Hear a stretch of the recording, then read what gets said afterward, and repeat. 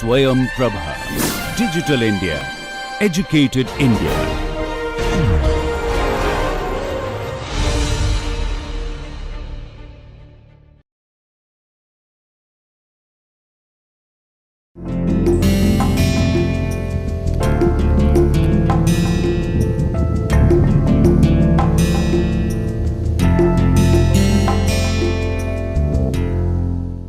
नमस्कार। पाश्चात्य राजनीतिक दार्शनिकों की से संबंधित चर्चा के श्रृंखला में आज हम सुकरात की बात करेंगे। इससे पहले हम लोगों ने सोफिस्टों की बात की थी और उससे पहले हमने यह देखा था कि पाश्चात्य राजनीतिक दर्शन को पढ़ने की या उससे संबंधित ग्रंथों का अध्ययन करने की अलग अलग पद्धतियाँ क्या हो सकती हैं। आज हमारी कोशिश यह होगी कि हम पाश्चात्य राजनीतिक दर्शन से जुड़े हुए एक प्राचीन और महान विभूति यानी सुकरात का अध्ययन करें, उनके विचारों को जानें। सुकरात और सोफिस्ट दोनों ही शुरुआती दौर के राजनीतिक दार्शनिक थे और सोफिस्टों में, जैसा कि मैंने आपको कल बताया था, कि कोई एक राजनीतिक दार्शनिक नहीं था, बल्कि बहुत तरह के जो विद्वान थे वो उसमें सम्मिलित थे। और मैंने कल की चर्चा में आपको यह भी बताया था कि वो दरअसल घूम घूम कर शिक्षा देने वाले लोग थे। सुकरात और सोफिस्ट दोनों में ही जो एक सामान्य बात है वह यह है कि दोनों ने ही अपने पूर्व के चिंतन पद्धति को बदला। जहाँ इनके पहले चिंतन में इस बात पर जोर दिया जा रहा था कि दुनिया कैसे बनी है, किन तत्वों से बनी है, उस पूरे ब्रह्मांड में किस तरीके का बदलाव हो रहा है, उस बदलाव को हम कैसे समझ सकते हैं, वहीं सोफिस्टों ने और फिर उसके बाद सुकरात ने भी इस बात को रेखांकित किया कि जो ज़्यादा महत्वपूर्ण प्रश्न है वह यह है कि मनुष्य का जीवन कैसा होना चाहिए, मनुष्य एक अच्छी ज़िंदगी कैसे जी सकता है, उसके लिए उसके पास किस तरह के साधन होने चाहिए, या अन्य ऐसे ही प्रश्न जिन्हें हम एथिक्स या नीति शास्त्र से जुड़ा हुआ मान सकते हैं। आगे हम यह देखेंगे कि सुकरात और सोफिस्ट कैसे अलग अलग हैं, क्योंकि यह एक बुनियादी प्रश्न है जिसकी समझ बनाने की ज़रूरत है कि आखिर हम सुकरात को और सोफिस्टों के विचारों को कैसे अलग अलग देख सकते हैं। लेकिन उसके पहले हम यह समझने का प्रयास करेंगे आज के अध्ययन में कि सुकरात का आरंभिक जीवन कैसा था और उनके जीवन के बारे में एक समझ हमें उनके विचारों को समझने में भी सहायता देगी। हम सुकरात के विचारों के स्रोत के बारे में जानेंगे और यह जानना इसलिए भी ज़रूरी है क्योंकि सुकरात एक ऐसे चिंतक थे जिन्होंने अपने से कुछ नहीं लिखा, जिनका अपना लिखा हुआ कुछ भी नहीं मिलता है। तो इस लिहाज से हम उन चुनौतियों को रेखांकित करेंगे जिनका सामना हम सुकरात का अध्ययन करते वक्त करते हैं, यानी कि हम किस तरीके के लेखन को सुकरात का लेखन माने, और इस संदर्भ में विद्वानों में जो वाद विवाद है उसके बारे में भी हम चर्चा करेंगे। उसके बाद हम देखेंगे कि सुकरात जो है वो सद्गुण युक्त जीवन यानी वर्चुअस लाइफ और उसमें हैप्पीनेस को किस तरीके से देखते हैं, खुशी को किस तरीके से देखते हैं, और यहीं पर हम विस्तार से समझने की कोशिश करेंगे कि किस तरीके से जो सोफिस्ट विचारक हैं जिनके बारे में हमने पिछली चर्चा में अध्ययन किया था, उनके विचारों में और सुकरात के विचारों में अंतर है। उसके बाद हम यह देखने की कोशिश करेंगे कि सुकरात के पैराडॉक्स या विरोधाभास क्या हैं और वह एलेनकस का यानी कि प्रश्न और उत्तर की पद्धति से ज्ञान की रचना करने की विवेचना कैसे करते हैं। उसके बाद हम एथेंस के लोकतंत्र के बारे में सुकरात के विचारों को समझेंगे कि कैसे इस सुकरात के विचारों में असल में दो तरीके से एथेंस के लोकतंत्र को देखा जा सकता है। उसके बाद हम क्रीटो जो एक प्लेटो की रचना है उसके माध्यम से सुकरात के राजनीतिक दायित्व या पॉलिटिकल ऑब्लिगेशन के विचारों को समझेंगे। यह विचार काफ़ी महत्वपूर्ण हैं, विशेष रूप से इसलिए क्योंकि वर्तमान दौर में भी हम इस तरह की कई समस्याओं का सामना करते हैं कि जिस जगह जिस राज्य में हम रहते हैं वहाँ के प्रति हमारा दायित्व क्या है, वहाँ अगर कुछ गलत हो रहा है तो हमें किस सीमा तक विरोध करना चाहिए, और उस विरोध करते हुए हमें उस राज्य के कानून और व्यवस्था का किस सीमा तक सम्मान करना चाहिए या किस सीमा तक उसकी अवहेलना करनी चाहिए। तो क्रीटो में जो विचार सामने आते हैं उससे इन प्रश्नों पर महत्वपूर्ण अंतर्दृष्टि हमें मिलेगी। सुकरात के बारे में जो सबसे शुरुआती बात है जिसकी जानकारी हमें होनी चाहिए वह यह है कि इनका जन्म 470 या 469 ईसा पूर्व में हुआ था और 70 साल की उम्र में 399 ईसा पूर्व में उन्हें मौत की सज़ा दे दी गई थी। संभवतः उनके पिता मूर्तिकार थे और माँ दाई या मिडवाइफ के रूप में काम करती थीं। सुकरात का विवाह जैनथिपी से हुआ और उनके 3 पुत्र थे। ये सारी जानकारियाँ हमें प्लेटो के जितने डायलॉग्स हैं उनके थ्रू उनके द्वारा मिलती हैं। और इसके बाद सुकरात ने अपने पिता का अनुसरण किया अपने जीवन में शुरुआती दौर में, और उन्होंने भी पत्थर से संबंधित कुछ काम और मूर्तिकारी का काम शुरू किया। लेकिन उन्होंने दार्शनिक के रूप में ज्ञान की खोज करने के लिए यह काम छोड़ दिया और बाद में एक स्व आरोपित गरीबी का जीवन जीने लगे। यानी उनके पास यह विकल्प था कि वह चाहते तो उससे बेहतर जीवन जी सकते थे, लेकिन उन्होंने धन संपदा को दूर किया और गरीबी में रहते हुए ज्ञान की खोज का जीवन जीने लगे। एथेंस के नागरिक के रूप में उन्होंने अपने नागरिक और सैन्य कर्तव्यों का निर्वाह किया, क्योंकि प्रत्येक नागरिक को सैन्य कर्तव्य भी एथेंस में निभाने होते थे। और जो पेलोपोनेसियन युद्ध हुआ था उसके कम से कम 3 अभियानों में उन्होंने हिस्सा लिया और वे अपने साहस के कारण काफ़ी प्रसिद्ध हुए। लेकिन बाद में उन्होंने सक्रिय राजनीति छोड़ दी और बहुत कठिनाइयों का सामना किया। इसका सबसे बड़ा कारण यह था कि उनके समय में जो क्रिटास और एल्सीबियाडेस 2 चरित्र थे, उनके साथ उनके पुराने जुड़ावों के चलते उनका नाम 30 टायरेंट्स के शासन के साथ जोड़ा गया और यह माना गया कि यह जो पूरी व्यवस्था थी उसने लोकतंत्र के लिए बहुत ही कठिनाई पैदा की थी, लोकतांत्रिक व्यवस्था के लिए खतरा उत्पन्न किया था। इसीलिए जब लोकतंत्र की पुनर्स्थापना हुई एथेंस में तो उन पर मुकदमा चलाया गया तथा उन पर सर्वोच्च अपराध करने यानी कि राज्य के खिलाफ द्रोह करने और युवाओं को भटकाने का आरोप लगाया गया। जो पूरी सभा बैठी जहां पर इस तरह की सुनवाई हुई उसमें से 280 लोगों ने उन्हें सज़ा देने के पक्ष में मत दिया, वहीं 250 लोगों ने उन्हें मौत की सज़ा देने का विरोध किया। या हम यह कह सकते हैं कि कम से कम ये जो पूरी व्यवस्था थी उसमें सुकरात अपने तर्कों को इतने मजबूत तरीके से रख पाते हैं कि वहाँ बैठे लोग जो शुरुआत में उनके खिलाफ थे और उन्हें मौत की सज़ा देने के पक्ष में थे, उनमें से बहुत सारे लोगों ने इस बात के पक्ष में वोट दिया कि उन्हें मौत की सज़ा ना दी जाए। हालांकि बहुमत जो था वह उन्हें मौत की सज़ा देने के पक्ष में था और बाद में उन्हें जहर का प्याला देकर मौत दे दी गई। और एक लिहाज से यह जो एक दर्शन के प्रति उनकी निष्ठा थी या सत्य की खोज के प्रति जो उनका समर्पण था, उसके लिए उन्होंने अपने जीवन को गंवाया। और आगे हम ये देखेंगे कि किस तरीके से अपने जीवन के अंतिम दौर में भी मृत्यु के संबंध में या राज्य के प्रति अपने कर्तव्य के संबंध में जो विचार वो रखते हैं, वह दर्शन और उस दर्शन के माध्यम से सत्य की खोज करते हुए राजनीति को बेहतर बनाने की उनकी जो पूरी कोशिश थी उसके बारे में एक बहुत ही सजीव चित्रण प्रस्तुत करता है। सुकरात के विचारों के स्रोत के बारे में अगर हम देखें तो हमें यह चीज़ समझने की ज़रूरत है, जैसा कि मैंने शुरुआत में कहा कि उन्होंने खुद कुछ नहीं लिखा और उन्हें दूसरों के लेखन के माध्यम से जाना जाता है।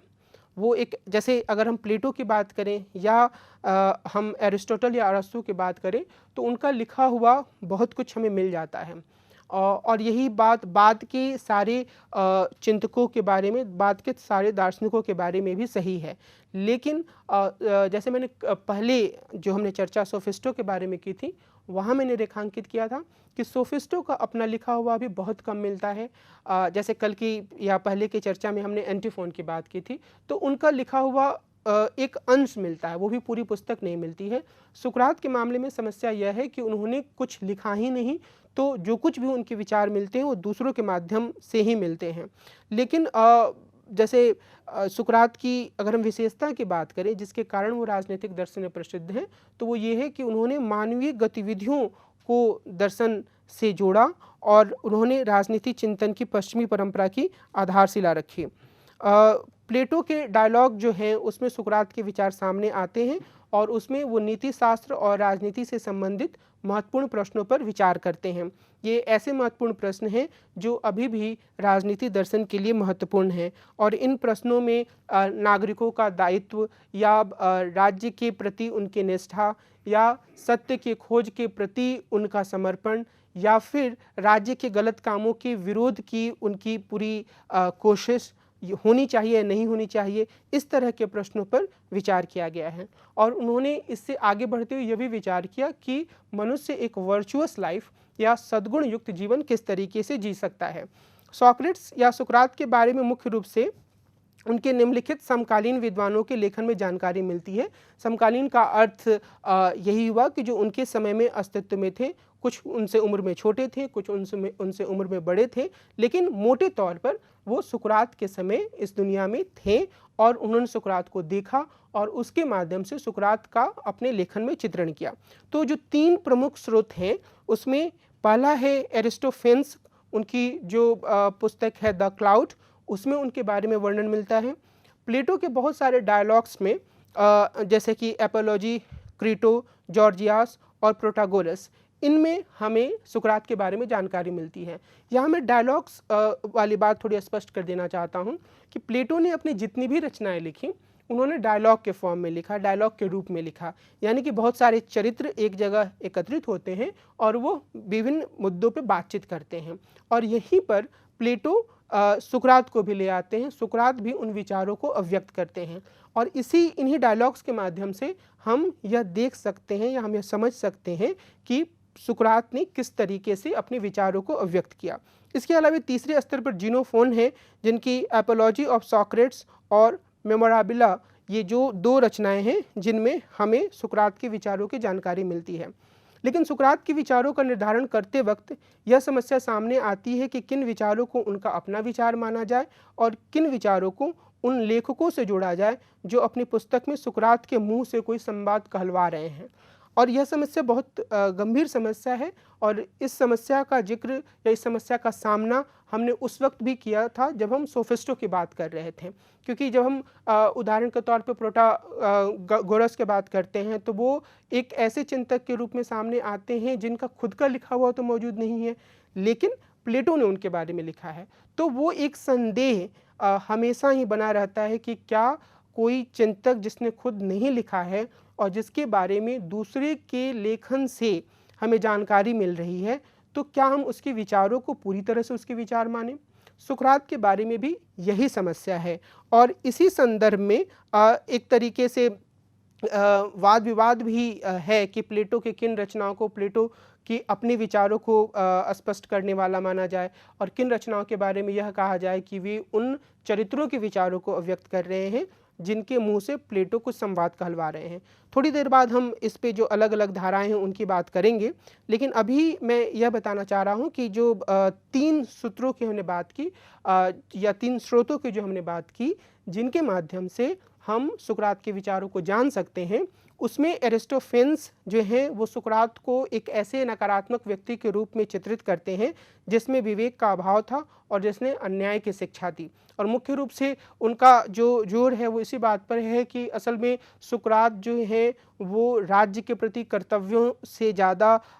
एक अमूर्त किस्म के चिंतन को बढ़ावा देते हैं और युवकों को उसी पथ पर ले जाते हैं और वो युवकों को ज़िंदगी से जुड़े जो व्यवहारिक ज़िंदगी से जुड़े हुए सवाल हैं उनसे अलग करते हैं। और सुकरात ने जब खुद अपने मुकदमे की सुनवाई में अपना पक्ष रखा तो उन्होंने यह कहा कि एरिस्टोफेन्स के लेखन ने उनके खिलाफ माहौल बनाने का काम किया। जीनोफोन जो दूसरे चिंतक थे जिनकी कृतियों से हमें सुकरात के बारे में जानकारी मिलती है, वे सुकरात का वर्णन एक आदर्श नागरिक और उच्च कोटि के राजनीतिक शिक्षक के रूप में करते हैं। वे एथेंस के लोकतंत्र के बारे में उनकी आलोचनाओं को भी सामने लाते हैं, यानी कि जो आगे हम देखेंगे कि सुकरात ने एथेंस के लोकतंत्र के बारे में किस तरह के विचार रखे हैं। लेकिन अभी हमें यह समझने की ज़रूरत है कि जो जीनोफोन जो दूसरे स्रोत हैं सुकरात को जानने के, उनके लेखन में सुकरात के को एक आदर्श रूप में प्रस्तुत किया गया है और उन्होंने अपने समकालीन संस्थाओं की जिस तरह से आलोचना की उसको भी सामने रखा गया है। प्लेटो ने भी सुकरात के पक्ष में तर्क रखा है। वे उन्हें एक ऐसे दार्शनिक के रूप में प्रस्तुत करते हैं जिसने सोफिस्टों के विपरीत ज्ञान और विवेक को बढ़ावा दिया और उसके आधार पर एक आदर्श समाज की रचना करने का स्वप्न देखा।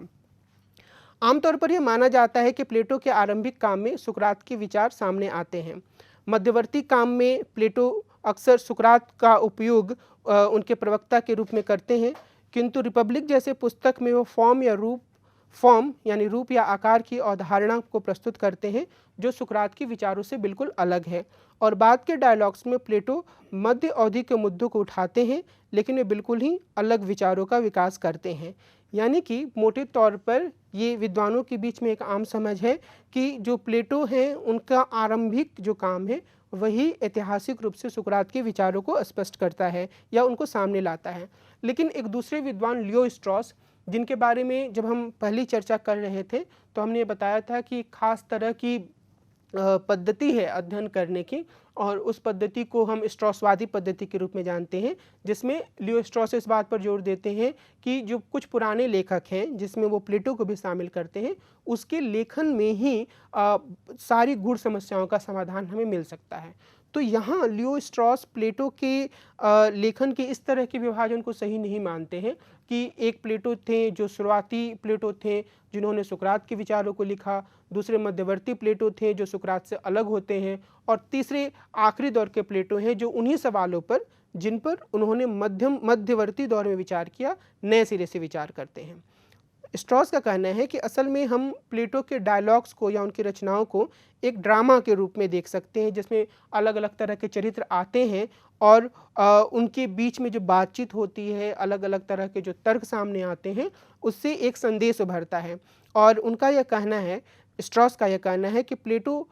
इन पूरे डायलॉग्स को अगर हम प्लेटो और सुकरात के बीच में बांटते हैं तो हम इन डायलॉग्स के साथ न्याय नहीं करते हैं, या खुद प्लेटो के साथ भी हम न्याय नहीं करते हैं। दूसरी ओर ग्रेगोरी वॉलस्टास मानते हैं कि प्लेटो के डायलॉग से ही सुकरात के विचारों को समझा जा सकता है। उनके अनुसार प्लेटो के पहले 14 डायलॉग और रिपब्लिक के फर्स्ट बुक को सुकरात के विचारों को व्यक्त करने वाला माना जा सकता है। वे मानते हैं कि इनमें सुकरात द्वारा कही गई बातों के आधार पर एक सुसंगत सुकरातवादी नैतिक दर्शन को समझा जा सकता है।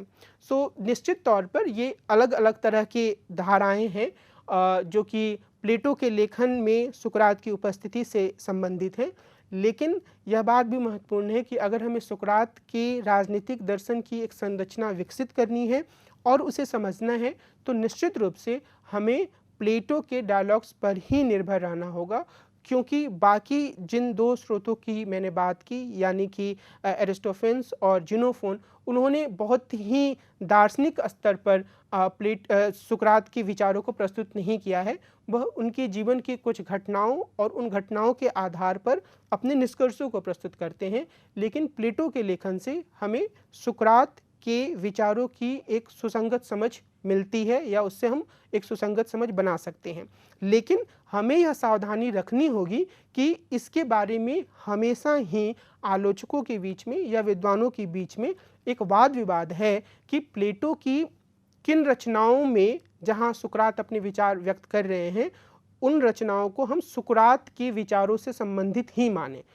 या ना माने। तो ये वाद विवाद है, और जब हम इसको अपने ध्यान में रखेंगे तो हमें सुकरात के विचारों को समझने में और उससे जुड़े अलग अलग तरह के प्रश्नों को ध्यान में रखने में मदद मिलेगी। सुकरात ने जिस तरीके से अपने दर्शन को प्रस्तुत किया, उसमें उन्होंने सद्गुण पर बहुत अधिक जोर दिया, और उन्होंने यह स्वीकार किया कि जो मनुष्य हैं, जो इंसान हैं, उनके जीवन का लक्ष्य आनंद या खुशी प्राप्त करना है। और यहाँ पर हम देखेंगे कि एक तरह की समानता हमें सोफिस्टो और सुकरात के विचारों में मिलती है, लेकिन सुकरात बुनियादी रूप से सोफिस्टो से अलग हैं। और हम इस भाग में इसी पर ध्यान देने की कोशिश करेंगे, इसी पहलू को समझने की कोशिश करेंगे। लेकिन उससे पहले हमें यह चीज़ याद रखने की ज़रूरत है कि सुकरात के समय में जो एथेंस की संस्कृति थी वो अपने सर्वोच्च अवस्था में थी। वे पेरिक्लेस, सोफोसेल्स और यूरिपिडेस के समकालीन थे। सोफोसेल्स और यूरिपिडेस प्रसिद्ध नाटककार थे, और लोग अभी भी इनके नाटकों को पढ़ते हैं। सुकरात इस अर्थ में सोफिस्टो की तरह हैं, और इस बात का मैंने पहले भी उल्लेख किया है कि उनका लिखा हुआ कुछ नहीं मिलता है, अर्थात उन्हें प्लेटो और अन्य लेखकों के माध्यम से ही समझा जा सकता है। लेकिन इसके साथ ही जो महत्वपूर्ण पहलू है वो ये कि सोफिस्ट और सुकरात दोनों ने ही जो राजनीतिक चिंतन है या राजनीतिक दर्शन है उसे दुनिया और ब्रह्मांड के बनने के पहलुओं से हटाया और वहाँ से हटाकर वे इसे मानव जीवन या अच्छे मानव जीवन से जुड़े प्रश्न की ओर ले जाते हैं। और सुकरात ज़्यादा स्पष्टता से इस चीज़ को करते हैं, ज़्यादा गहराई से इस चीज़ को करते हैं, जिसके कारण से उनका लेखन सोफिस्टों की तुलना में दार्शनिक स्तर पर ज़्यादा महत्वपूर्ण हो जाता है। यह माना जाता है कि ग्रीक चिंतन के विकास में सुकरात ऐसे पहले चिंतक थे जिन्होंने नीति शास्त्रीय सिद्धांत की सुखवादी बुनियाद की आधारशिला रखी। इसका अर्थ है कि वे कहते हैं कि खुशी ऐसी चीज़ है जो सभी तार्किक कार्यों का सर्वोच्च लक्ष्य है, और वो ऐसा करते हुए खुशी को दार्शनिक स्तर पर और गहरे रूप से एक तरीके से उसकी विवेचना करते हैं। और यही वो सोफिस्ट से अलग हो जाते हैं, क्योंकि खुशी या आनंद या हैप्पीनेस की बात या यूडोमेनिया की बात हम सोफिस्टों के लेखन में भी देख सकते हैं। लेकिन सुकरात उनसे अलग इस अर्थ में हटते हैं कि वो सिर्फ और सिर्फ दुनिया की चीज़ों को हासिल कर लेने को ही आनंद या खुशी नहीं मानते हैं। वे यह प्रश्न करते हैं कि यदि खुशी सर्वोच्च लक्ष्य है तो हमें किस प्रकार का जीवन चाहिए। क्या हम सभी को यह इच्छा करनी चाहिए कि हम दुनिया में अच्छा करें? चूँकि हम सभी अच्छा करना चाहते हैं तो हम अच्छा कैसे कर सकते हैं? क्या हमारे पास बहुत सारी चीज़ें हो जाती हैं तो हमें खुश हो जाना चाहिए और अच्छा करना चाहिए? सुकरात ये भी पूछते हैं कि क्या खुश होने के लिए हमें संपत्ति, स्वास्थ्य, अच्छे परिवार में जन्म, अपने देश में शक्ति और सम्मान इत्यादि चाहिए? निश्चित रूप से ये सभी बहुत महत्वपूर्ण प्रश्न हैं, और इन प्रश्नों का जवाब जो जिस रूप में सुकरात देते हैं वह सोफिस्टों से अलग होता है। लेकिन यहाँ हमें यह चीज़ याद रखने की ज़रूरत है कि सुकरात के समय ग्रीक लोग यह मानते थे कि 4 प्रकार के मुख्य सद्गुण होते हैं, और इन्हीं सद्गुणों के माध्यम से हम खुशी हासिल कर सकते हैं। यह है साहस, विवेक, न्याय और संयम। सुकरात से यह पूछा गया कि सद्गुण एक है या बहुत, तो सुकरात सद्गुणों की एकता में विश्वास करते थे। उनका यह दावा था कि एक साहसी व्यक्ति बुद्धिमान होगा, न्यायपूर्ण होगा और संयमित होगा। यानी कि अगर उसमें सिर्फ किसी एक तत्व का बोलबाला है या एक तत्व के आधार पर वह काम करता है तो वह व्यक्ति खुश नहीं हो सकता है। और यहाँ हमें संयम की जो एक पूरी अवधारणा है उस पर भी ध्यान देने की आवश्यकता है। सुकरात से जब यह पूछा गया कि सद्गुण क्या है, तो उन्होंने कहा कि ज्ञान ही सद्गुण है। वे मानते थे कि यदि लोग सद्गुण के मूल्य और अर्थ को जानेंगे तो वे अनैतिक रूप से काम नहीं करेंगे। उन्होंने सद्गुणों या ज्ञान को हासिल करने के तरीके के लिए एलेनकस या प्रश्न उत्तर की पद्धति को वरीयता दी। सुकरात ने किसी भी अन्य व्यक्ति की तुलना में सद्गुण को नैतिक रूप से तटस्थ शब्द से नैतिक अर्थ वाला शब्द बना दिया। उन्होंने कहा कि एक अच्छा कारीगर होने और एक अच्छा इंसान होने में कुछ कुछ चीज़ें सामान्य या एक जैसी हैं। जहाँ सोफिस्ट सद्गुण को शक्ति और संपत्ति, पद आदि को प्राप्त करने से जोड़ते हैं, वहीं सुकरात यह कहते हैं कि सद्गुण ज्ञान है, और यह सिर्फ यांत्रिक अर्थों में शक्ति पाने हेतु ज्ञान नहीं है, बल्कि यह इस बारे में नैतिक ज्ञान है कि हमें किस तरह का जीवन जीना चाहिए। सोफिस्टों में से और अधिकांश सोफिस्टों ने हम जानते हैं, हमने पीछे चर्चा की है कि उनका जोर जो है वो इस बात पर था कि कैसे एक व्यक्ति को अपने जीवन में सफलता मिले, और सफलता के लिए जो उन्होंने राजनीतिक सद्गुण को परिभाषित किया, पॉलिटिकल वर्च्यू को जो परिभाषित किया, उसमें उन्होंने यह कहा कि यह ऐसी शक्ति का अपने पास में होना है जिसके माध्यम से कोई व्यक्ति जो दुनिया में महत्वपूर्ण चीज़ें हैं जिन्हें हम सफल होने के लिए ज़रूरी मानते हैं, यानी कि संपत्ति, पद, समाज में हैसियत और प्रसिद्धि और इसी तरह की कुछ और वस्तुएं, तो ये जब हमारे सामने हमारे पास होती हैं तो हम खुद को सफल मानते हैं। तो जो शक्ति है, जो राजनीतिक शक्ति है, वह हमारे पास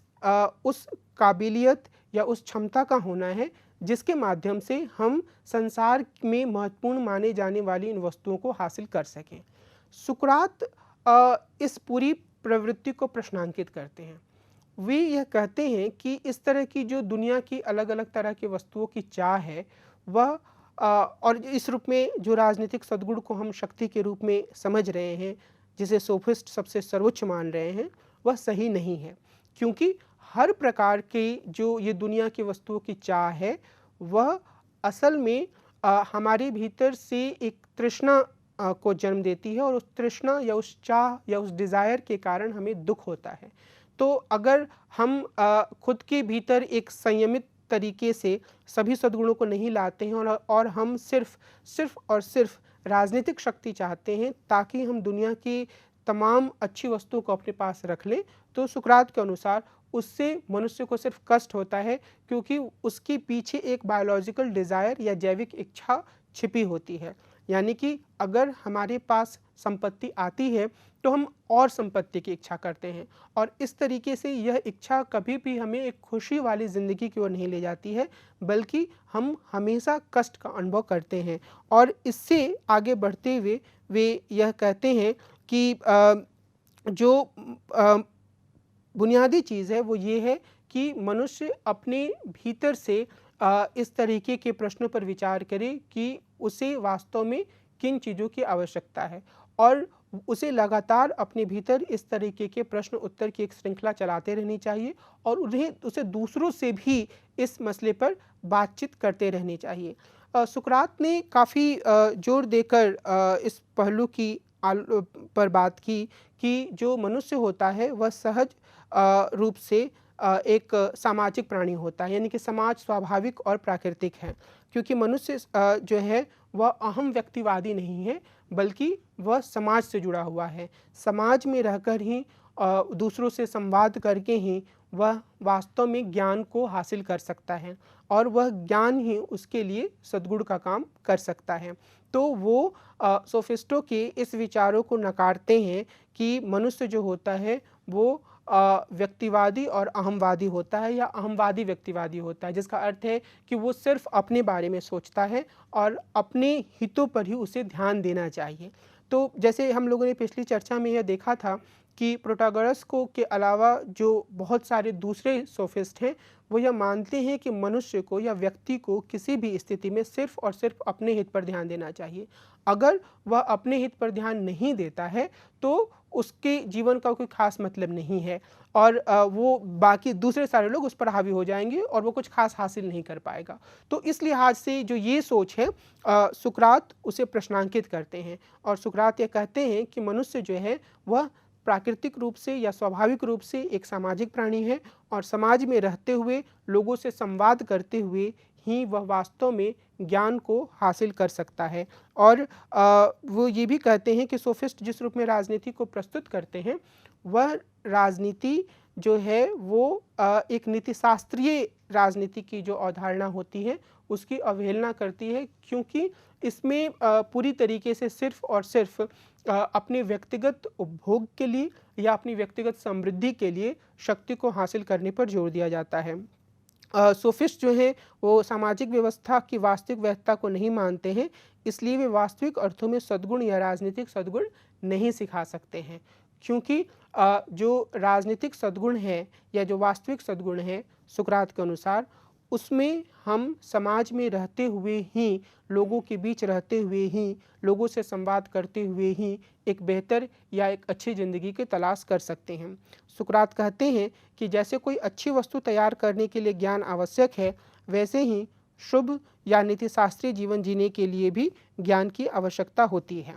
तो वो ज्ञान पर जोर देते हैं, और यहीं से सुकरात के कुछ पैराडॉक्स और उनकी जो एक खास पद्धति है, जिस पद्धति को आगे हम प्लेटो के लेखन में ज़्यादा परिष्कृत रूप में देखते हैं, यानी कि एलेनकस प्रश्न और उत्तर की पद्धति, वो सामने आती है, और उसको समझना बहुत ही महत्वपूर्ण है। जो सोफिस्ट हैं वो मुख्य रूप से समाज के भीतर व्यक्ति को सफल जीवन जीने का रास्ता बताते हैं, किंतु सुकरात ज्ञान और विवेक के प्रति दार्शनिक के प्यार और राजनीतिक समाज के स्थापित परंपराओं और विश्वासों के बीच टकराव पर गहराई से विचार करते हैं। यानी कि अगर हम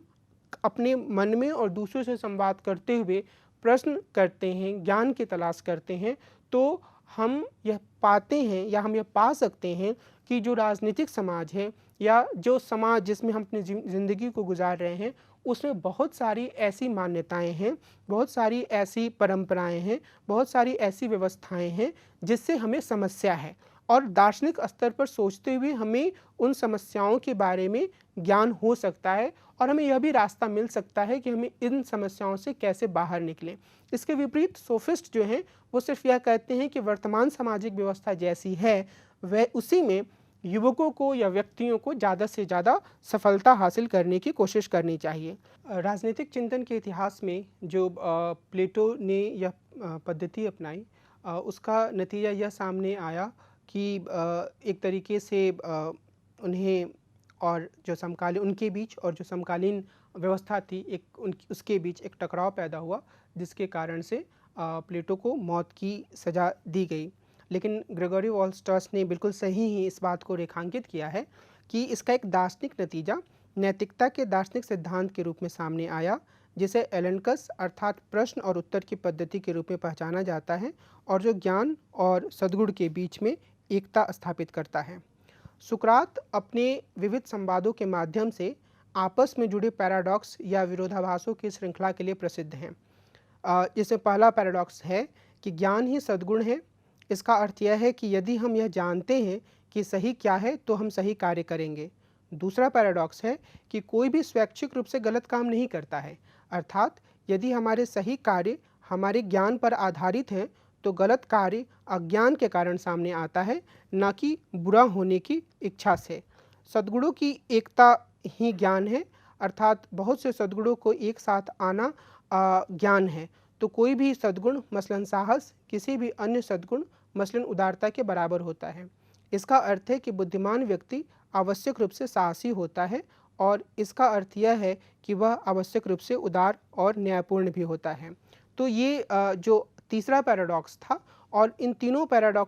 जो पैराडॉक्स हैं या जो विरोधाभास हैं वो एक दूसरे से जुड़े हुए हैं, क्योंकि ये सद्गुण ही ज्ञान है के सिद्धांत से उत्पन्न होते हैं। ये सभी पैराडॉक्स हैं क्योंकि हम सहजबोधीय रूप से यह मानते हैं कि मिसाल के तौर पर साहसी होना एक बात है और साहसी के रूप में काम करना बिल्कुल अलग बात। यानी कि ये पैराडॉक्स इस लिहाज से हैं कि व्यवहारिक स्तर पर इनके परीक्षण की जो एक पूरी पद्धति होनी चाहिए थी वह पूरी तरीके से उपलब्ध नहीं है। इसके अतिरिक्त सुकरात सद्गुण ही ज्ञान है कि अपने विचार को सही साबित करने के लिए चिकित्सा या जूता बनाने जैसी कला का उदाहरण देते हैं। लेकिन राजनीति के क्षेत्र में यह नहीं कहा जा सकता है कि जो व्यक्ति सही और अच्छा को जानता है वह आवश्यक रूप से सद्गुण के आधार पर ही काम करेगा। इस संदर्भ में सुकरात की एलेनकस या प्रश्न उत्तर की पद्धति पर विचार करना भी महत्वपूर्ण है। ग्रेगोरी वॉलस्टॉस यह मानते हैं कि यह सिर्फ ज्ञान मीमांसी पद्धति ही नहीं है, बल्कि यह एक तात्विक नैतिक सिद्धांत भी है। यह सत्य की खोज करने का एक तरीका है जिसमें किसी के प्रामाणिक नैतिक विश्वासों का परीक्षण किया जाता है और यदि आवश्यक हो तो उसे नकारा भी जाता है। यहाँ हम यह देखेंगे कि यह सोफिस्टों के तर्क करने की पद्धति से अलग पद्धति है, प्रश्न और उत्तर की पद्धति। तो सुकरात के लेखन में कुछ पैराडॉक्सेस हैं, कुछ विरोधाभास हैं, और वो विरोधाभास मुख्य रूप से इसलिए हैं क्योंकि वो ज्ञान के स्तर पर चीज़ों को ले आते हैं, लेकिन व्यवहारिक स्तर पर उसको कैसे देखें, उसका कैसे परीक्षण करें, यह बात स्पष्ट नहीं होती है। साथ ही वह यह स्पष्ट नहीं कर पाते हैं कि किस तरीके से जो एक प्रश्न और उत्तर की जो पूरी पद्धति है उसमें जो चीज़ें सामने आती हैं उसका एक अंतिम निष्कर्ष क्या हो सकता है। तो वो लेकिन फिर भी सोफिस्टों की जो तर्क करने की पद्धति है उससे उनकी ये पद्धति इसलिए है सही कह सकते हैं या अलग कह सकते हैं कि वे तर्क प्रस्तुत करते हैं सोफिस्ट जब, तो वो जिस चीज़ को सही साबित करते हैं उसके पक्ष में तर्क जुटाने की कोशिश करते हैं और उसे सही या गलत किसी भी तरीके से तर्क प्रस्तुत करते हैं और उस चीज़ को सही साबित करते हैं। लेकिन सुकरात का जोर जो है वो इस बात पर है कि सत्य की प्राप्ति की जाए। यह चिकित्सा, जहाज बनाने, जूता बनाने या गणित और लॉजिक जैसे क्षेत्रों में ज्ञान हासिल करने के लिए उपयुक्त नहीं है। यानी कि इसमें जब भी एक बात सामने आती है उससे जुड़ा हुआ एक अगला प्रश्न जरूर सामने आता है और वह प्रश्न उत्तर तब तक चलते रहता है जब तक कि सुकरात के अनुसार अंतिम सत्य की प्राप्ति ना हो जाए। और इसका मुख्य उद्देश्य यानी कि प्रश्न और उत्तर की जो यह पद्धति है उसका मुख्य उद्देश्य नैतिकता और राजनीति के क्षेत्र में ज्ञान हासिल करना है। इस क्षेत्र में सुकरात द्वारा इसका उपयोग सिर्फ गलतियों को ठीक करने के लिए नहीं बल्कि खोज और प्रमाण हासिल करने के लिए किया जाता है। कई बार सुकरात के एलेनकस या प्रश्न उत्तर और प्लेटो के प्रश्न उत्तर पद्धति में इस आधार पर अंतर किया जाता है कि सुकरात हमेशा अपने संवाद में सम्मिलित लोगों की बातों को काट देते हैं और इस तरह इसका नतीजा हमेशा नकारात्मक होता है। लेकिन प्लेटो के प्रश्न उत्तर पद्धति में, और खुद हम जानते हैं कि सुकरात एक चरित्र के रूप में उसमें शामिल होते हैं, एक सकारात्मक नतीजा सामने आता है। ये एक मोटा विभाजन है प्लेटो की प्रश्न उत्तर की पद्धति में और सुकरात के प्रश्न उत्तर की पद्धति में। लेकिन हम यह नहीं कह सकते कि बहुत ही ठोस अंतर है, क्योंकि कई बार सुकरात भी जो है वह लक्ष्य की प्राप्ति की कोशिश करते हैं और उस संदर्भ में वो सकारात्मक दिशा में भी बढ़ने की कोशिश करते हैं। ऐसा नहीं है कि वो हमेशा दूसरों की बातों को काटते ही हैं। और यह समझते हुए, मतलब मेरा यहाँ पर यह है कि यह कहते हुए कि सुकरात कि एलेनकस की पद्धति यह है और जो प्रश्न उत्तर की प्लेटो की पद्धति है वो दूसरे तरह की है, हमें हमेशा यह सावधानी रखनी है कि यह अंतर मुख्य रूप से जो प्लेटो हैं उनकी रचनाओं के आधार पर ही किया गया है। और हम जब आगे प्लेटो को पढ़ेंगे तो हम ये देखेंगे कि प्लेटो जब अपने न्याय की अवधारणा की बात करते हैं रिपब्लिक में, तो वहाँ पर सुकरात भी एक मुख्य चरित्र के रूप में मौजूद हैं और यह माना जाता है कि सुकरात ने जिन विचारों को सामने रखा है वो विचार असल में प्लेटो के विचार हैं और फिर उसी रूप में हम प्लेटो के विचारों का अध्ययन करते हैं। तो इस लिहाज से मेरा इशारा सिर्फ इस ओर है कि हमें सुकरात और प्लेटो के विचारों में अंतर करने के दौरान इन बातों का ध्यान रखना होगा। सुकरात सभी राजनीतिक और दार्शनिक विचारों को सख्ती से प्रश्नांकित करना चाहते हैं। फिर भी यह कहा जा सकता है कि एक प्रकार का ऐसा ज्ञान है, भले ही वो अस्थायी हो, जो एलेनकस या प्रश्न उत्तर के बाद भी बचा रह जाता है। यानी कि ऐसा नहीं है कि वो हर चीज़ को पूरी तरीके से खारिज कर देते हैं, क्योंकि अगर हम ऐसा मानते हैं तो इसका अर्थ यह है कि सुकरात की पूरी पद्धति का कोई अर्थ ही नहीं है, जहां हम प्रश्न और उत्तर करते हैं, हर उत्तर के बाद फिर प्रश्न करते हैं और फिर जो उत्तर आता है उसके बाद एक और प्रश्न करते हैं और एक अंतहीन श्रृंखला बन जाती है जहां पर कोई भी बात स्पष्ट रूप से सामने नहीं आती है। और ऐसा करने का अर्थ यह भी होगा कि ये जो पूरी पद्धति है उसको हम एक तरीके से व्यर्थ बना दे रहे हैं। तो इस लिहाज से हमें सुकरात की ये जो पूरी पद्धति है उसको अपने समझ में रखना होगा कि उसका लक्ष्य जो है वह सत्य की प्राप्ति है और सत्य की प्राप्ति के लिए उनका तरीका यह है कि वो लगातार इस तरीके के प्रश्न करते हैं और उन प्रश्नों को बहुत ही स्पष्ट रूप से वो सामने लाते हैं। उसके बाद जो उत्तर सामने वाले व्यक्ति के द्वारा दिया जाता है उसके आधार पर वो फिर एक और प्रश्न तैयार करते हैं और उनकी यह पद्धति ज्ञान की खोज या सत्य की खोज का उनका अपना एक तरीका है। सुकरात और लोकतंत्र, खासतौर पे एथेंस के लोकतंत्र के बारे में उनके विचारों को समझना काफ़ी महत्वपूर्ण है। एथेंस में सुकरात रहते थे। एथेंस में ही उन्हें मौत की सज़ा दी गई। जब उन्हें मौत की सज़ा दी गई तो एथेंस में लोकतंत्र था। इस लिहाज से यह प्रश्न पूछना काफ़ी आवश्यक हो जाता है कि खुद सुकरात ने एथेंस के लोकतंत्र को किस तरीके से देखा था। निश्चित रूप से वो एथेंस की व्यवस्था की बहुत सारे पहलुओं से खुश नहीं थे। वो मानते थे कि इन सारे पहलुओं में काफ़ी सुधार करने की ज़रूरत है और वो इसी लिहाज से बार बार इस चीज़ पे प्रश्न करते थे कि आखिर हम एक सच्चे ज्ञान की तरफ कैसे बढ़ सकते हैं। लेकिन अगर हम उनके विचारों को एक जगह रखें और यह समझने की कोशिश करें कि वह लोकतंत्र के बारे में और विशेष रूप से एथेंस के लोकतंत्र के बारे में क्या सोचते हैं, तो हमें दो तरह के जवाब मिलते हैं और दोनों ही बिल्कुल विपरीत जवाब हैं। मिसाल के तौर पर बहुत सारे विद्वान यह कहते हैं कि जब सुकरात एलेनकस या प्रश्न उत्तर की पद्धति की बात करते हैं तो असल में यह लोकतंत्र के प्रति उनकी आस्था को दिखाता है, क्योंकि इसमें हर कोई भागीदारी कर सकता है और हर कोई इसमें अपनी तरफ से प्रश्न रख सकता है या अपनी तरफ से उत्तर दे सकता है। इसमें जाति के आधार पर, धर्म के आधार पर, जेंडर के आधार पर किसी तरह के भेदभाव की कोई गुंजाइश नहीं है। तो इस लिहाज से इसमें एक तरीके के लोकतंत्रवादी पहलू को रेखांकित किया जाता है। यह भी कहा जाता है कि जब ऑरेकल ऑफ डेल्फी हुई और उसके बाद यह कहा गया कि सुकरात सबसे ज़्यादा ज्ञानी व्यक्ति हैं एथेंस में, और सुकरात को जब यह पता चला तो उन्होंने यह कहा कि मैं सिर्फ इतना ही जानता हूँ कि मैं कुछ नहीं जानता हूँ। तो ये जो एक अभिव्यक्ति है, उसे भी एक लोकतांत्रिक अभिव्यक्ति के रूप में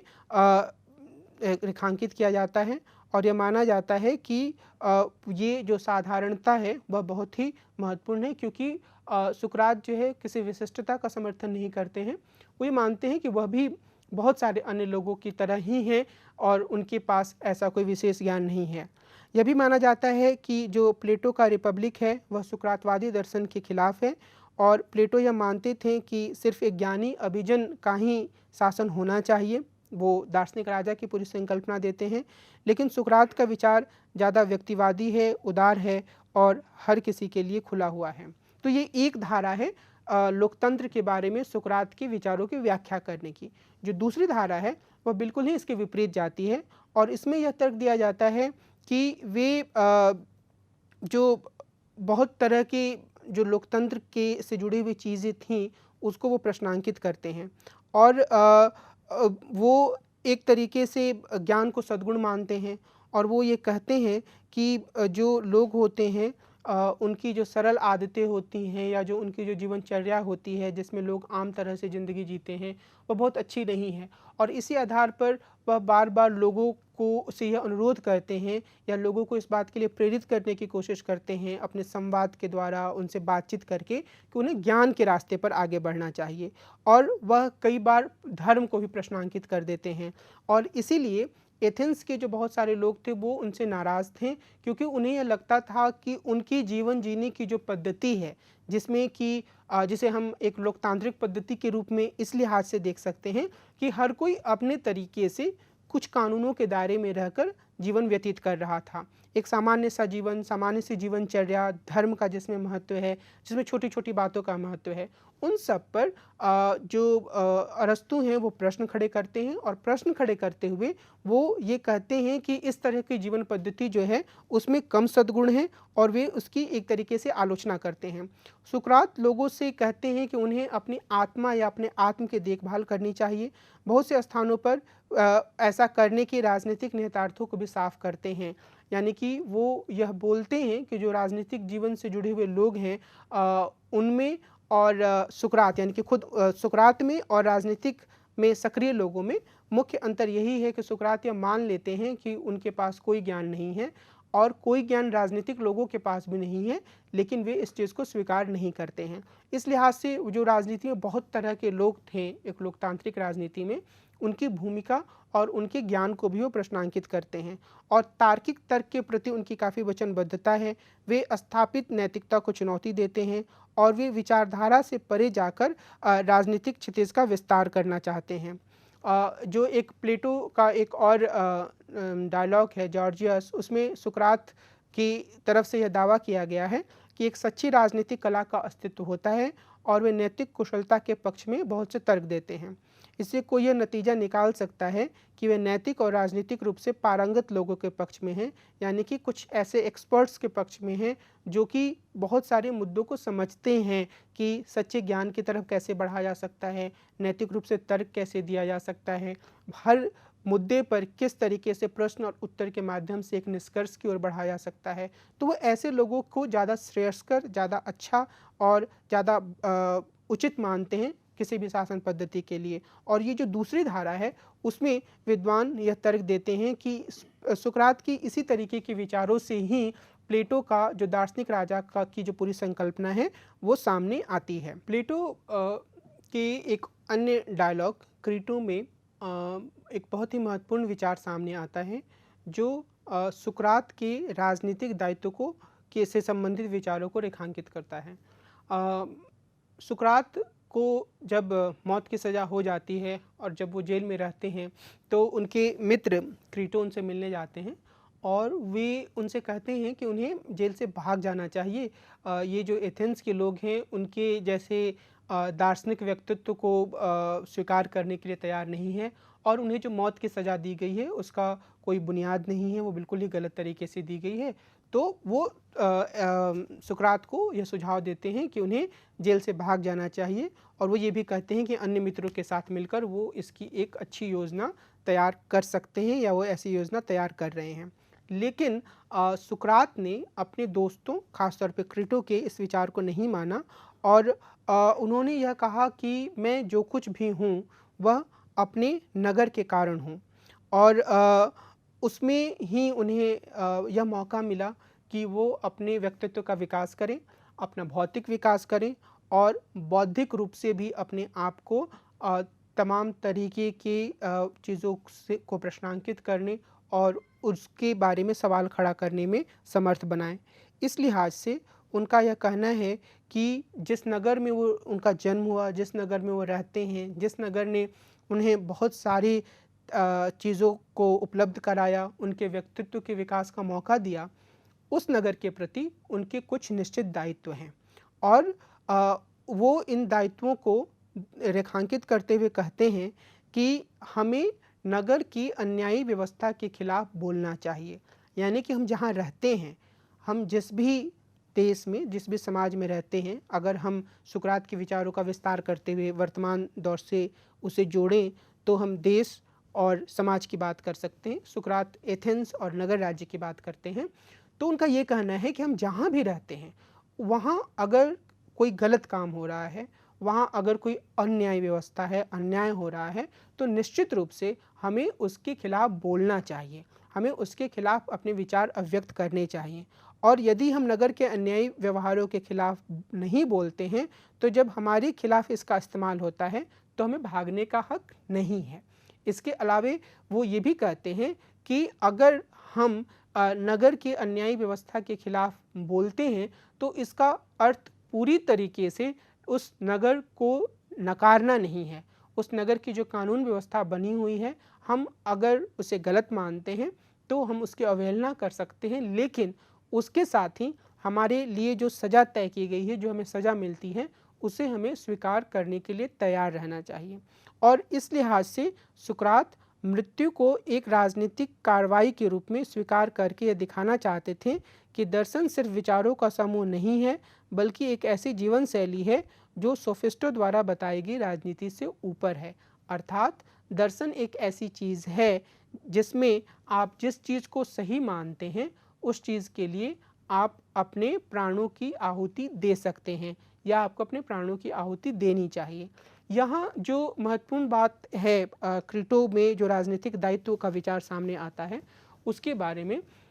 हमें यह ध्यान रखना है कि यह काफ़ी हद तक जो सविनय अवज्ञा का विचार बाद में थोरो और फिर गांधी के लेखन में सामने आता है, वह उसके नज़दीक है। गांधी जब सविनय अवज्ञा की बात करते हैं तो वो ये कहते हैं कि मैं जिस कानून को अन्यायी कानून मानता हूँ, मैं जिस कानून को गलत कानून मानता हूँ, मैं जिस कानून को मानवता के खिलाफ मानता हूँ,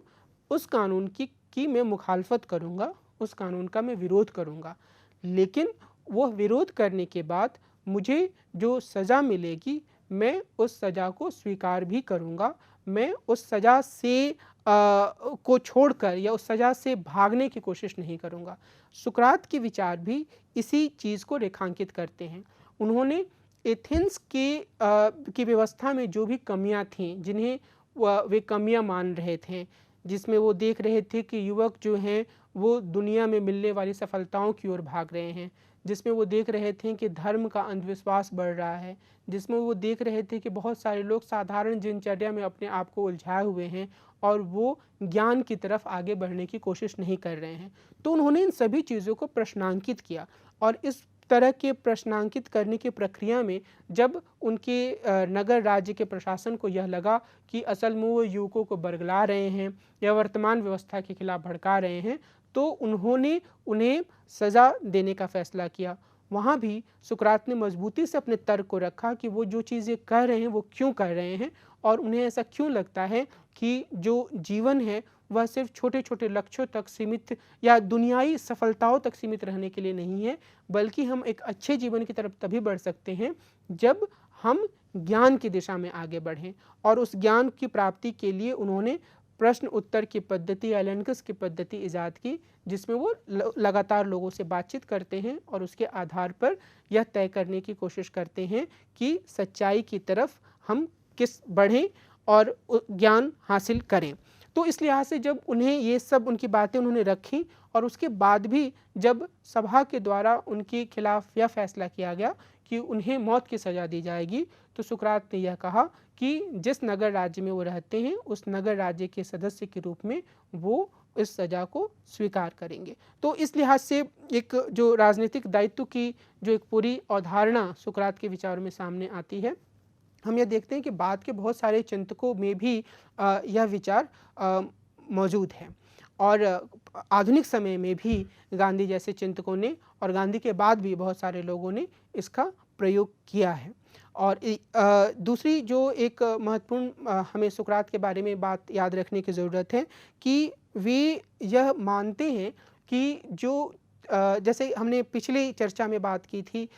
जब हम सोफिस्टों की बात कर रहे थे और जब हमने कहा था कि जब पश्चिमी राजनीतिक दर्शन का उभार हुआ तो वहाँ पर बीइंग और बिकमिंग जैसी कुछ चीज़ें सामने आईं और बीइंग के बारे में माना गया कि कुछ ऐसी अस्थाई चीज़ें होती हैं, कुछ ऐसे स्थिर चीज़ें होती हैं जो परिवर्तित नहीं होती हैं और अगर हम अच्छे जीवन की ओर बढ़ना चाहते हैं तो हमें उन चीज़ों के बारे में ज्ञान हासिल करना चाहिए। और बिकमिंग के बारे में यह कहा गया कि दुनिया का यथार्थ लगातार बदलते रहता है और हमें सफल होना है तो हमें बिकमिंग की ओर ध्यान देना चाहिए। तो जो सुकरात हैं उनके लेखन को हम बीइंग की खोज मान सकते हैं, यानी कि वो उन तत्वों की खोज में थे जो कि दुनिया की बुनियाद में हैं। और उन्होंने यह कहा, उन्होंने कॉन्सेप्ट की अवधारणा दी, उन्होंने यह कहा कि जो मनुष्य की आत्मा और उसका दिमाग होता है उसमें इस तरह की चीज़ें का जवाब मौजूद है, लेकिन ज़रूरत इस बात की है कि वह लगातार प्रश्न उत्तर की पद्धति से इस चीज़ों को प्रखर करे, उन चीज़ों तक पहुंचने की कोशिश करे।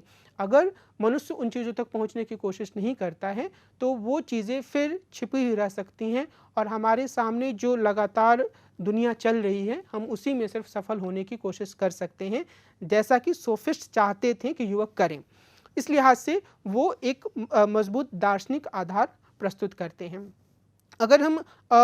सुकरात के विचारों को देखें तो आगे जब ईसाई चिंतन उत्पन्न हुआ तो उसके लिए सुकरात के विचार बहुत खतरा के रूप में सामने नहीं आए और बहुत ही आसानी से ईसाई चिंतकों ने या ईसाई धर्म को बढ़ावा देने वाले लोगों ने सुकरात के विचारों को अपने धर्म में ही समायोजित कर लिया, क्योंकि सुकरात जब आत्मा की आवाज़, आत्मा को प्रश्न उत्तर के माध्यम से ज़्यादा प्रखर बनाने और उसे सत्य की ओर ले जाने की बात करते हैं, तो यह कई बार ऐसा प्रतीत होता है मानो वो ईश्वर की तलाश की बात कर रहे हों, सत्य के रूप में वो ईश्वर को हासिल करना चाह रहे हों। इसलिए मध्य युग में उनके विचारों की वैसी मुखालफत ईसाई धर्म के द्वारा नहीं की गई जैसी मुखालफत अरस्तू के विचारों की गई थी। आधुनिक दौर में जब बहुत सारे लोगों ने इसी तरह की बातें कहीं तो कुछ लोग सुकरात से प्रभावित थे, कुछ लोग ईसाई धर्म से प्रभावित थे, बहुत सारे लोग हिंदू धर्म से प्रभावित थे। तो एक लिहाज से सुकरात जिस तरीके से बातों को रखते हैं वो बातें काफ़ी हद तक धर्म के करीब चली जाती हैं। और जब मैंने कहा कि ईसाई धर्म को, उनके विचारों को अपने में समावेशित करने में कोई परेशानी नहीं हुई, तो इसका कारण यह था कि मुख्य रूप से उन क्षेत्रों में ईसाई धर्म का ही प्रभुत्व बढ़ा। लेकिन जिस तरीके से सुकरात आत्मा के संबंध में अपनी बातों को रखते हैं वो कई अन्य धर्मों में भी मौजूद हैं। सुकरात की विशेषता यह है कि वह इसे राजनीतिक क्षेत्र में ले जाने की कोशिश करते हैं और वह बोलते हैं कि किस तरीके से इसके आधार पर सामाजिक और राजनीतिक व्यवस्था को बेहतर बनाया जा सकता है। इसके बाद हम प्लेटो के विचारों की चर्चा करेंगे और हम ये देखेंगे कि प्लेटो के विचार जो हैं कम से कम ज्ञान के बारे में वह सुकरात के विचारों से एक अलग दिशा में जाते हैं। जहाँ सुकरात मनुष्य के आत्मा के भीतर कॉन्सेप्ट या अवधारणा की बात करते हैं और वो यह कहते हैं कि लगातार प्रश्नोत्तर के माध्यम से, एलेनकस की पद्धति के माध्यम से, चीज़ों को बार बार प्रश्नांकित करने के माध्यम से मनुष्य की अपने आत्मा के भीतर निहित ज्ञान को ज़्यादा प्रखर, ज़्यादा साफ कर सकता है, ज़्यादा स्पष्टता से उनका विकास कर सकता है। वहीं प्लेटो यह मानते हैं कि जो ज्ञान होता है वह दुनिया के बाहर कहीं अवस्थित है और हमें उसी ज्ञान को समझने की आवश्यकता है। तो इस लिहाज से वो अपने फॉर्म की एक थियरी देते हैं और वे बोलते हैं कि इस दुनिया में जितने भी चीज़ें सामने आ रही हैं वो चीज़ें एक छाया के रूप में हैं। इसके विपरीत जो अरस्तु हैं वो कुछ अलग तरीके से अपने विचारों को रखेंगे जो हम आगे देखेंगे। लेकिन जो सुकरात हैं वो यह बोलते हैं कि जो दुनिया में चीज़ें चल रही हैं, जो चीज़ें लगातार परिवर्तित हो रही हैं, वह निश्चित रूप से एक तरीके से बिकमिंग का हिस्सा हैं, यानी कि यथार्थ सामने हैं जो लगातार बदल रहा है, लेकिन वह वास्तविक यथार्थ नहीं है। तो सुकरात और प्लेटो दोनों इस बात पर सहमत नज़र आएंगे कि जो चीज़ें दुनिया में सामने दिख रही हैं वो वास्तविक यथार्थ नहीं है। जो यथार्थ है वह इसके पीछे छिपी हुई कुछ अस्थायी किस्म की चीज़ें हैं। और प्लेटो और सुकरात दोनों ही इसके ज्ञान को महत्वपूर्ण मानते हैं। जो मुख्य अंतर हमें याद रखने की आवश्यकता है वो ये है कि सुकरात जहाँ आत्मा के भीतर उसे तलाशने की बात करते हैं, वहीं प्लेटो इस बात पर जोर देते हैं कि वह इस दुनिया से बाहर अनुभवातीत दुनिया में, ट्रांसेंडेंटल वर्ल्ड में वो स्थित हैं और हमें शिक्षा के माध्यम से और लगातार ज्ञान हासिल करने के माध्यम से उसे प्राप्त करने की कोशिश करनी चाहिए और हम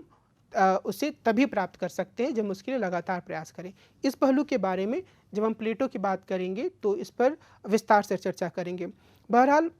हमें यह याद रखने की ज़रूरत है कि सुकरात पाश्चात्य राजनीतिक दर्शन में अत्यंत महत्वपूर्ण चिंतक हैं। इनको समझना काफ़ी महत्वपूर्ण है। हालांकि जैसा कि मैंने शुरू में कहा था कि हमें इस संदर्भ में कुछ सावधानियां भी बरतनी चाहिए। और सावधानियां किस किस्म की हैं? वो सावधानियां हैं कि वो उनका अपना लेखन चूँकि मौजूद नहीं है तो वो प्लेटो के लेखन के माध्यम से सामने आते हैं। तो ये सावधानी बरतने के साथ जो इनका महत्व है वह हमें ध्यान में रखना होगा कि इन्होंने पहली बार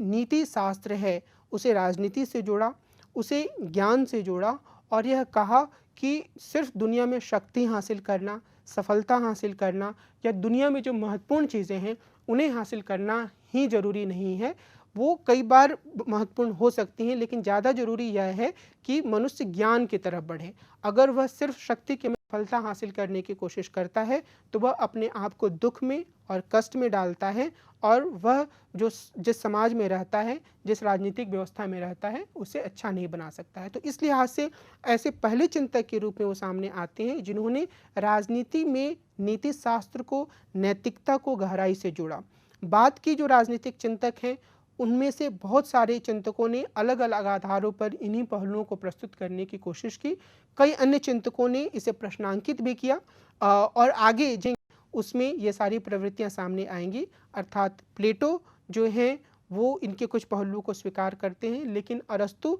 इन दोनों की कई दूसरी पहलुओं को प्रश्नांकित भी करते हैं। तो एक तरीके से हम पाश्चात्य राजनीतिक चिंतन की विकास की धारा में सुकरात के विचारों की अनुगूंज को बार बार सुनेंगे, कई बार प्रश्नांकित किए जाने के रूप में और कई बार नए अर्थों में और नए संदर्भों में दोहराए जाने के रूप में।